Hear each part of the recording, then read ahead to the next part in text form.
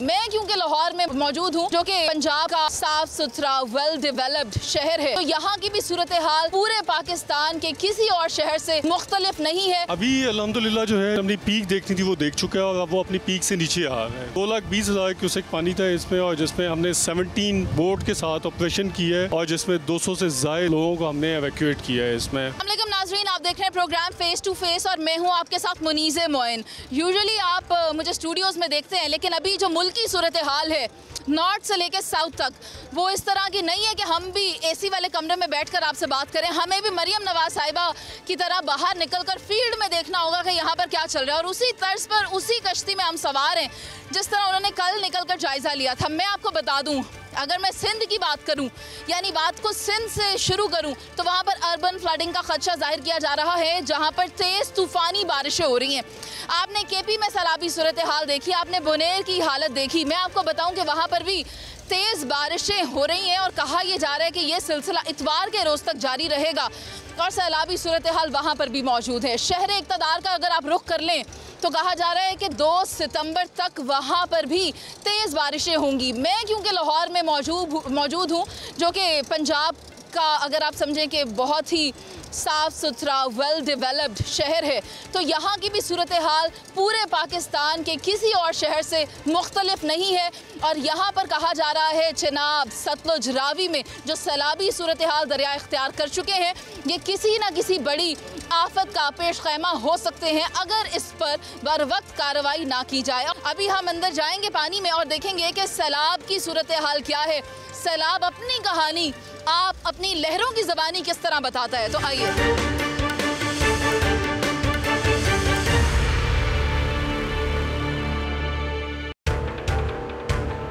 मेरे साथ यहाँ पर डिस्ट्रिक्ट ऑफिसर पंजाब शाहिद वहीद साहब मौजूद हैं, जो यहाँ पर रेस्क्यू ऑपरेशंस की कार्रवाइयों का जायज़ा ले रहे हैं और इस चीज़ को इंश्योर करने के लिए यहाँ बैठे हैं कि खुदारा कोई भी नागहानी आफत अगर आ जाए तो उसको किस तरह से कंट्रोल करना है, उसको कैसे टैकल करना है। बिला ताख़ीर शामिल गुफ्तगू करती हूँ। अस्सलाम वालेकुम शाहिद साहब। जी वालेकुम अस्सलाम मैडम, खैरियत से हैं आप? अल्लाह का शुक्र। सबसे पहले तो मैं सैलाबी सूरत हाल पर बाद में आऊँगी। कल मरियम साहिबा भी इसी कश्ती में सवार थी। जी मैडम, कल यहीं इसी बोट पे मैडम गई हैं और उन्होंने खुद जाके एक एक जगह देखी जहाँ जहाँ वल्नरेबिलिटी थी, जहाँ जहाँ लोग का अफेक्ट हो सकते थे, वो वहाँ पे खुद गई हैं और लोगों से उन्होंने पूछा भी है रास्ते में जाते हुए कि क्या प्रॉब्लम्स आ रहे हैं आपको, आया क्या एवैक्यूएशन के प्रोसीजर में कोई मसला मसाइल तो नहीं है आपके साथ। तो अल्हम्दुलिल्लाह उनके साथ कल जो था वो बहुत अच्छा रहा और उन्होंने इस पानी के अंदर उतर के उन्होंने महसूस किया कि जो है रेस्क्यू एंड रिलीफ जो है, ये महसूस तो शायद साहब मैंने भी कर लिया। लेकिन सर कश्ती रुकी थी कहीं पे? नहीं, कश्ती कहीं नहीं रुकी। हमने कश्ती को मोड़ा और उसे प्रॉपर तरीके से लेके आए, क्योंकि अपस्ट्रीम था तो अपस्ट्रीम थोड़ा सा फ़्लो क्योंकि ज़्यादा होता है, जैसे बोट का वो प्रेशर ज़्यादा लगता है, थ्रस्ट ज़्यादा लगती है ऊपर की तरफ जाने में, तो उस पर थोड़ी स्लो ज़रूर होती है। सर अब आप मुझे ये बताएं कि इस पानी के अंदर या इसके आसपास जो आबादी है, इसको किस तरह से टेकअप किया जा रहा है? आपको क्या हिदायत दी गई हैं कि इस सिचुएशन में ये जो अभी यहाँ पर पानी है ये नॉर्मली तो नहीं होता, किस तरह चीज़ों को हैंडल करना है? अभी अल्हम्दुलिल्लाह जो है जो इसने अपनी पीक देखनी थी वो देख चुका है और अब वो अपनी पीक से नीचे आ रहा है। 2,20,000 क्यूसेक पानी था इसमें, और जिसमें हमने 17 बोट के साथ ऑपरेशन किया है और जिसमें 200 से ज़ायद जो है ना वो लोगों को हमने एवैक्यूएट किया है इसमें थ्रू बोट। इसमें जो एरियाज़ अफेक्ट हुए वो फ़र्रुखाबाद का एरिया था। उसके बाद जो था इसमें जो अफेक्ट हुए मसले मसाइल जिन एरियाज़ में आए वो स्पेशली कुछ हाउसिंग सोसाइटीज़ थी, जिसमें थीम पार्क, पार्क व्यू और जो है साथ में बरकत कॉलोनी और जो था मंगा वाली साइड जो थी जिस पे बड़े लेवल का ऑपरेशन किया गया। तो अल्हम्दुलिल्लाह यहाँ पे जो था डिस्ट्रिक्ट मैनेजमेंट के साथ हमने तकरीबन 2,000 से ज़ायद लोगों को इजीली एवैक्यूएट करवा दिया था, जिसकी वजह से अल्लाह का शुक्र है कि अभी तक किसी किस्म की कोई कैजुअलिटी की इतला नहीं है इसमें, इस बड़े फ्लड में।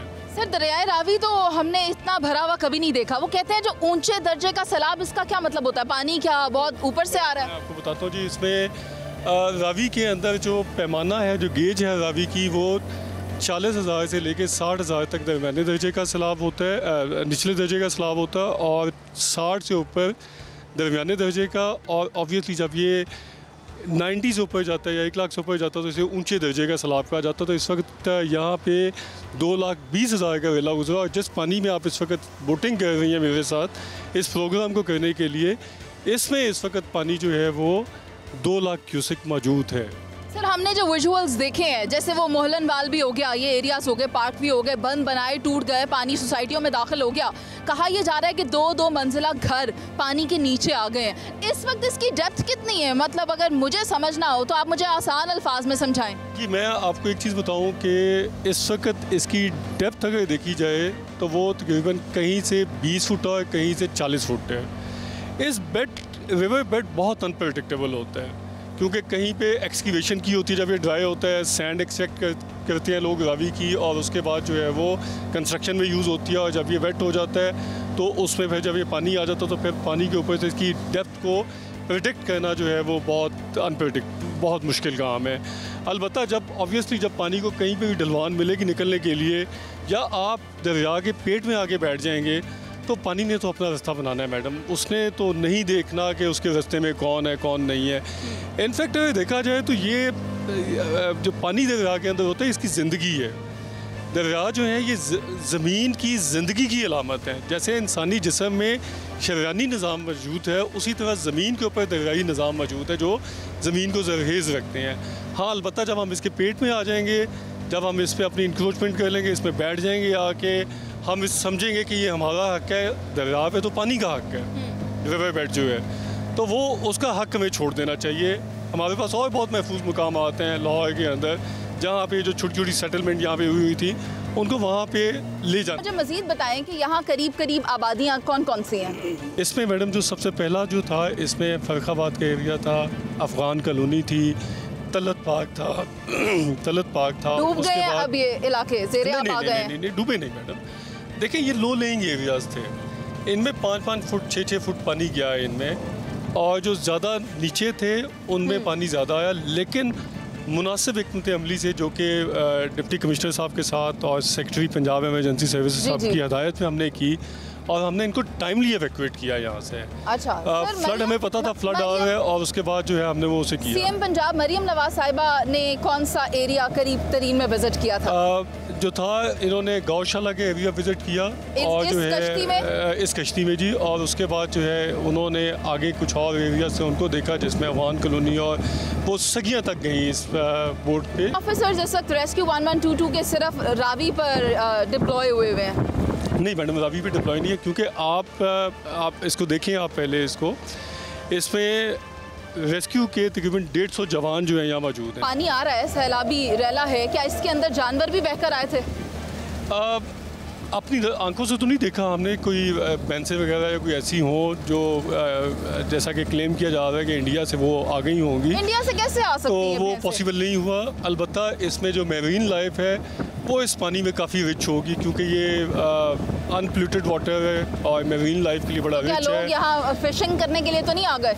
नहीं, बोट इस वक्त सिर्फ बोट ऑपरेशन की इजाज़त सिर्फ रेस्क्यू को है इस वक्त, और किसी महकमे या किसी प्राइवेट बंदे को इजाज़त नहीं है, क्योंकि पानी का फ़्लो बहुत तेज़ है इस वक्त। ठीक है सर, और मैं चाहती हूँ कि आप हमारे प्लेटफॉर्म से, GNN के प्लेटफॉर्म से जो तमाम देखने वाले हैं उनको आप क्या नसीहत करना चाहेंगे? आप पहले ये तो देखें, वो जो उस जानिब में देख रही हूँ, आवाम का रश पुल के ऊपर बिल्कुल शुरू से एंड तक जमा है, और ये इनके लिए एक तफरीह का मुकाम है, वो यहाँ देखने जी। आप इसमें एक और चीज़ भी देखें, अगर आप आसमान की तरफ नज़र डालें तो आपको यहाँ पे परिंदे भी काफ़ी उड़ते नज़र आएंगे, जो कि फिशिंग कर रहे हैं। फिशिंग नहीं कर रहे मैडम, ये मछलियाँ नहीं, ये फिशिंग नहीं कर रहे मैडम। ये जो है, ये आप ये देखेंगे, ये लोग जो खड़े हैं यहाँ पे 2 काम करते हैं। एक तो शॉपिंग बैग में वो गोश्त लेके आते हैं, गोश्त थोड़ा सा सदके का वो फेंकते हैं लाके, यहाँ से वो मिलती है इन्हें बहुत सस्ती वैल्यू में, तो वो उसमें रिवर में फेंकते हैं, जिसकी वजह से रिवर पोल्यूशन, और जो है ये जो बर्ड्स उठते हैं तो ये ट्रैफिक में भी हर्डल क्रिएट करते हैं। अच्छा। एक तो मैंने ये कहना चाहूँगा कि अगर आपने सदका देना तो वो जो आप फेंकते हैं पानी के बीच में, वो आप किसी के पेट में डाल दें तो शायद आपको ज़्यादा स्वाब हो इस चीज़ का। अच्छा। और दूसरी चीज़ मैं ये कहना चाहूँगा कि दरिया है, दरिया ने अपना रास्ता लेना है जी। तो काइंडली जो लोग ये सोचते हैं कि वो दरिया के बीच में बैठ के महफूज रहेंगे, तो ये पॉसिबल नहीं है। तो इन सबसे दरख्वास्त है कि वो जो है वो इस जगह को वकेट करें, और जो है महफूज मुकाम पे पहुँचे। इनके लिए रिलीफ कैंप बना दिए गए हैं। अगर इनके पास कोई रहने की जगह नहीं है तो ये गवर्नमेंट के बनाए हुए रिलीफ कैंप में भी जाके पनाह ले सकते हैं। सर मरियम साहिबा ने कोई हिदायत की रेस्क्यू को, क्योंकि अब वो कल यहाँ पर खुद बाज़ाब्ता इसी बोट में एहलकार भी मौजूद थे, तो कोई ख़ास हिदायत की हो? जी, उन्होंने हम सबको बहुत अलर्ट रहने की हदायत की, विजिलेंट रहने की हदायत की, पेट्रोलिंग की हदायत की कि आप देखते जाएँ, और ये भी हदायत की कि कोशिश करें कि किसी का मालो असबाब ज़ाया ना हो सके, ज़ाया ना हो पाए। ठीक है जी, बहुत शुक्रिया शाहिद साहब आपका कि आपने हमें सैलाबी सूरत हाल के हवाले से मुकम्मल तौर पर ब्रीफ़ किया। नाज़रीन, आप भी देख सकते हैं कि ये कोई मामूली बात नहीं है। रावी इस तरह पहले नहीं था, आज जिस तरह से है। पंजाब ज़ेरे आब है और ये कोई आम बात नहीं है, ये फ़िक्र की बात है। दरिया ने अपना रास्ता बनाना है, जैसे तैसे वो अपना रास्ता बना लेगा। जो बीच में आएगा उसको बहा ले जाएगा, खा वो सोसाइटीज़ हो, वो कोई किसी के माल असबाब हो या किसी की जान भी हो।